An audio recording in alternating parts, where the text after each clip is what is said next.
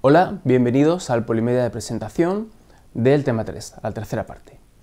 El objetivo de este Polimedia va a ser conocer los límites temporales y de capacidad de la memoria a corto plazo.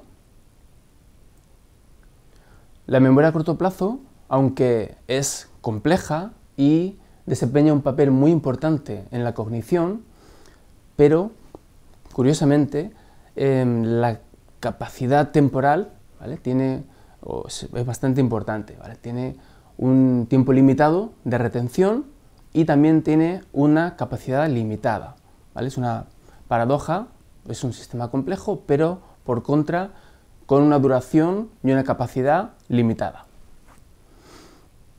Bueno, esto contrasta con la memoria a largo plazo. La memoria a largo plazo, el límite de capacidad de almacenamiento y el tiempo de retención de esa información pues es, digamos, virtualmente ilimitado.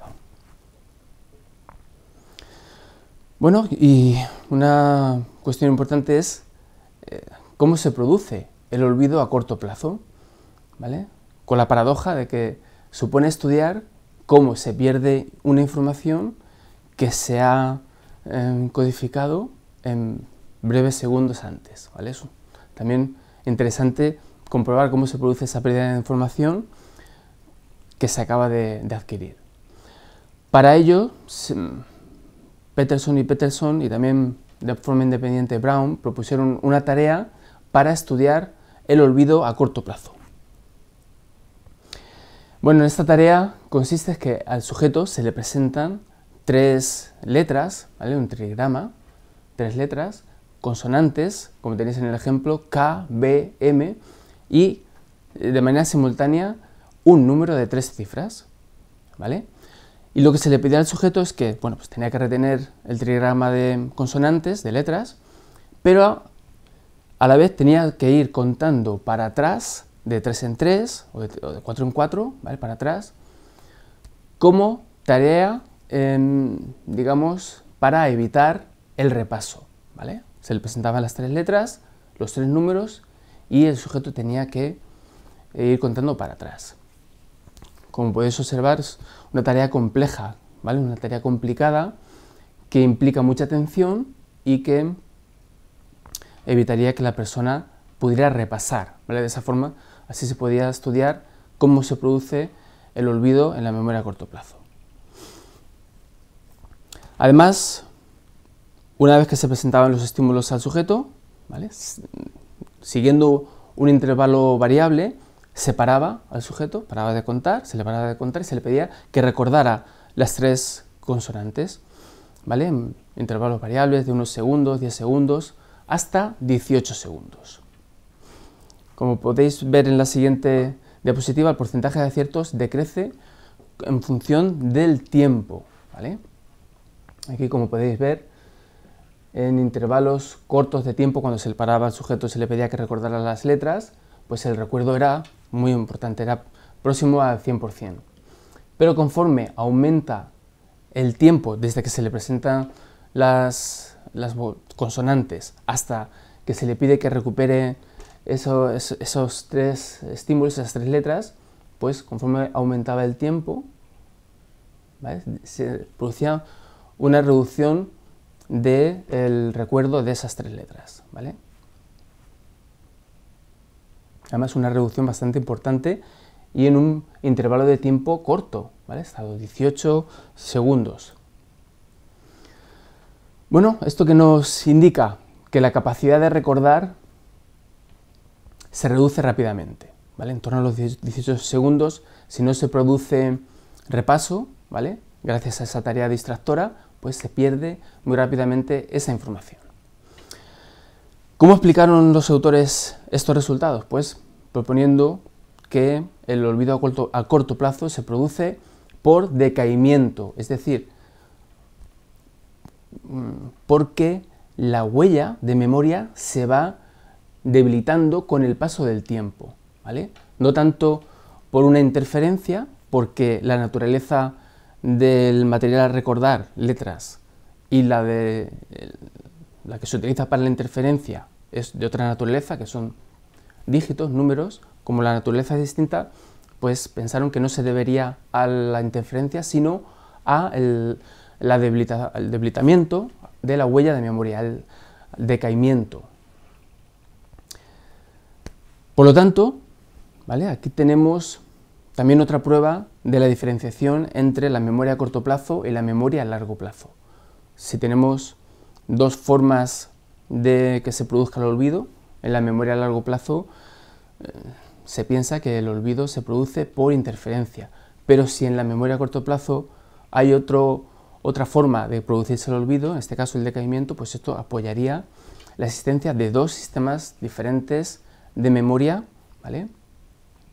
Pero esto chocaba con el modelo más importante de la época, ¿no? Con la psicología del aprendizaje verbal, que abogaba por una única forma de producirse el olvido, que sería la interferencia, ¿vale? Que se produce entre un estímulo y otro en las que se produce asociación, ¿vale? Entonces, que se proponga otra forma de olvido, pues iba en contra de este modelo de aprendizaje verbal.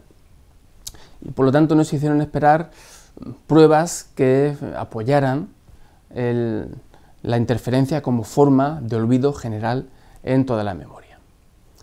¿Qué hicieron estos autores que abogaban por la interferencia? Pues estudiar, poner a prueba el paradigma de el paradigma de Peterson, y pues lo analizaron y comprobaron que conforme aumentaba el número de ensayos, ¿vale? Pues que se producía un peor rendimiento en memoria, ¿vale? Lo que comprobaron es que si se comprobaba solo, o si se tenía en cuenta solo el primer ensayo, pues el recuerdo era bueno, independientemente de si el recuerdo se producía en un intervalo más corto o más largo de tiempo, ¿vale? Pero lo interesante es que en el primer ensayo el recuerdo era bueno, ¿vale? Por lo tanto, dijeron que el olvido en esta tarea de Peterson, pues que se producía por interferencia proactiva, ¿vale? Es decir, que los viejos ensayos, ¿vale? Los ensayos anteriores afectaban en la ejecución de los nuevos ensayos. Los nuevos ensayos, ¿vale? Estaban alterados, estaban deteriorados en cuanto al recuerdo por los ensayos previos, ¿vale? Como veis, incluso en el segundo ensayo ya se producía pues, este empeoramiento en el recuerdo, explicado, como hemos comentado, por esa posible interferencia que se producía por el primer ensayo. Por lo tanto, con ensayos sucesivos, se produce una interferencia que va afectando progresivamente. Lo que pasa es que pues, nuevas revisiones de varios estudios pues, han puesto o han informado de que tanto el decaimiento como la interferencia, ¿vale?, se pueden producir de manera simultánea, no son antagónicos, ¿vale? Podrían estar ambos implicados en el olvido a corto plazo. Desde la perspectiva neurocognitiva, el olvido se produce tanto por interferencia como por decaimiento. Los ítems que quedan fuera del foco atencional y que compiten con otros por estar en ese foco atencional, pues esa competencia es lo que sería lo que estaría detrás de la interferencia, ¿vale? La competición por entrar en el foco de atención. Por otro lado, también se ha comprobado que las representaciones de la memoria a corto plazo se van desvaneciendo con el tiempo, ¿vale? Hay un cambio de patrón del disparo neuronal en función del tiempo desde que se presenta la información hasta que se recupera. Otro fenómeno interesante que se descubrió en este contexto de investigación de la interferencia es el de la liberación de la interferencia proactiva, que implica que la capacidad de interferencia depende de la similitud de los materiales empleados, no tanto por una cuestión de decaimiento, sino que tiene más que ver la naturaleza del material que empleamos para realizar este tipo de estudios. Y lo que se hizo fue pues, aplicar un paradigma experimental con dos diferentes grupos. Con un grupo control, en el que a los sujetos se les leían, se les presentaban el trigrama, 3 consonantes que tenían que recordar. Y después de la codificación de ese trigrama, lo que tenían que hacer era nombrar colores como tarea distractora, ¿vale? Nombrar colores. Y luego, según una señal, pues separaba la tarea distractora de nombrar colores y entonces el sujeto intentaba recordar las 3 consonantes que se le había presentado previamente. Así durante 4 ensayos. 4 veces se hacía este proceso. Por contra, el grupo experimental, los sujetos, lo que se les presentaba eran dígitos, eran números en lugar de consonantes como al grupo control, ¿vale? Que tenían que luego recordar y la tarea distractora era la misma, nombrar colores, hasta que se encendía una luz, una señal, una luz roja, que te indicaba pues, que tenías que recordar esos 3 números, aquí en el caso del grupo experimental. Pero la salvedad de que en el grupo experimental hacían 3 ensayos así en lugar de 4, ¿vale? Hacían 3 ensayos así y en el cuarto se cambiaba la naturaleza del estímulo a recordar, ¿vale? Se pasaba de letras a recordar, perdón, se pasaba de recordar números a recordar letras, se cambiaba la naturaleza del estímulo a recordar. Eso en el último ensayo, solamente en el cuarto ensayo, ¿vale? Entonces aquí ya sí que tienen que recordar letras. Los resultados mostraron que para ambos grupos fue idéntico, ¿vale? Los resultados fueron idénticos en los 3 primeros ensayos. Pero en el cuarto ensayo, el recuerdo en el grupo experimental fue muy alto, muy importante, ¿vale? Llegando incluso al 90% del material. Por lo tanto, se produjo, en este caso, una liberación de la interferencia proactiva en el grupo experimental, que como veis, se produce cambiando de la naturaleza del material a recordar, en este caso de dígitos a letras, pero se ha comprobado que también se produce cuando se cambia, por ejemplo, de categoría semántica, de animales a vegetales. Por lo tanto, sería sensible al significado. Aquí tenéis el resultado de la tarea que os he comentado. Como veis, en el grupo experimental, en el cuarto ensayo, cuando se cambia de dígitos a letras, ¿vale? Que aquí ya no se produce interferencia, el resultado se dispara, ¿vale? Se produce la liberación de la interferencia proactiva. Bueno, en cuanto a la capacidad de la memoria a corto plazo, pues que podemos decir que se han encontrado resultados dispares, ¿vale? Una tarea muy utilizada para evaluar esa capacidad de la memoria a corto plazo ha sido la amplitud de dígitos, tareas de amplitud, ¿vale? Que consiste en presentar a la persona una serie de ítems, dígitos, palabras, números, letras, y la persona tiene que repetirlos en el mismo orden tratando de no cometer errores, ¿vale? Y la máxima cantidad de ítems que puede reproducir sin errores, eso es lo que indica la amplitud, ¿vale? De memoria a corto plazo de esa persona. Revisando los estudios realizados con este método, con tareas de amplitud, pues se propuso Miller, en 1956 propuso que la amplitud de memoria sería de 7 más menos 2 ítems. ¿Vale? En el caso de dígitos sería de 7 más menos 2 números que la persona puede recordar, ¿vale? A corto plazo sin cometer errores.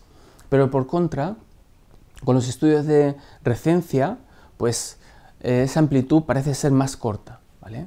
Con los estudios de recencia se comprueba que la memoria a corto plazo pues, sería capaz de almacenar 2 o 3 palabras, ¿vale? Sería, por lo tanto, aquí en este caso sería o mostraría una amplitud de memoria más corta que con las tareas de amplitud. Esta discrepancia se podía explicar aludiendo a que en las tareas de amplitud de memoria se piensa que también intervendría la memoria a largo plazo, ¿vale? El sujeto también se podría ayudar de la memoria a largo plazo para realizar esas tareas de amplitud de memoria.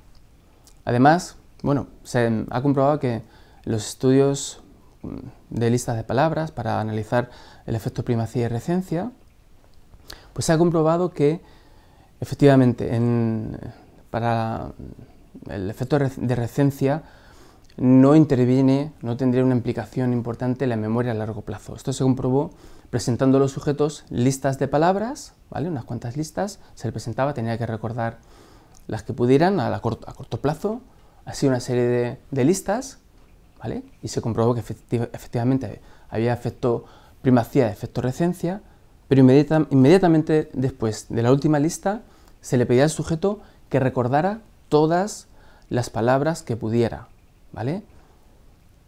Aquí lo que se observó es que sí que había un efecto de primacía, es decir, recuperaban mejor las primeras palabras de todas las listas, pero recuperaban mal las últimas palabras de la lista, ¿vale? Lo que implicaría es que, como esta tarea estaría relacionada más con la memoria a largo plazo, lo que indicaría es que en el efecto de recencia estaría libre, ¿vale? Estaría menos influenciado por la memoria a largo plazo, por lo tanto puede ser una buena forma de estimar la capacidad de la memoria a corto plazo, ¿vale? Con tareas de recencia.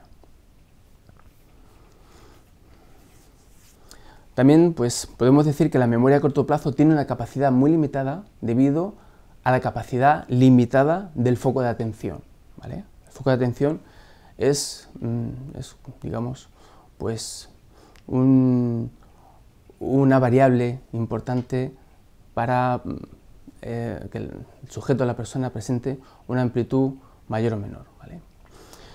Lo que se ha comprobado en los últimos estudios, últimamente se ha visto que la memoria de corto plazo tendría una capacidad de 4 más menos 1 unidades de información o chunks, ¿vale? Que son unidades de información que se definen subjetivamente y que se organizan de acuerdo a una regla o algún patrón familiar que tiene que ver con asociaciones de la memoria a largo plazo.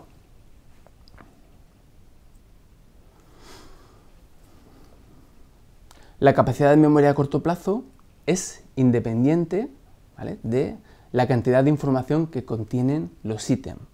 Esto fue propuesto por Miller en 1956. Es decir, que una persona puede tener una determinada amplitud, 3, 4 ítems, por ejemplo, en cuanto a la memoria a corto plazo, palabras, letras, frases, oraciones, ¿vale?, independientemente de la cantidad de información que tenga cada ítem, ¿vale? Esto es lo que propuso Miller en 1956, ¿vale? Aunque el número de chunks, es decir, de trozos de información, pues es fijo o limitado en un sujeto, la cantidad de información que puede contener cada ítem, ahí sí que el límite puede ser más importante, ¿vale? Podemos ampliar la cantidad de información que colocamos en ese ítem. Esto se realiza pues con una forma de codificación que sería la agrupación de ítems en unidades de orden superior, ¿vale?, como una estrategia de memoria que se denominaría recodificación, chunking.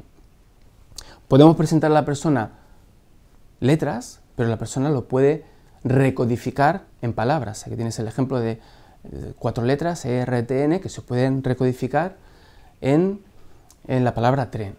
Además, también le podemos presentar al sujeto palabras, ¿vale?, para ver la amplitud de memoria a corto plazo, y el sujeto lo puede recodificar en una frase, ¿vale? Además tenéis el ejemplo clásico de los números de teléfono.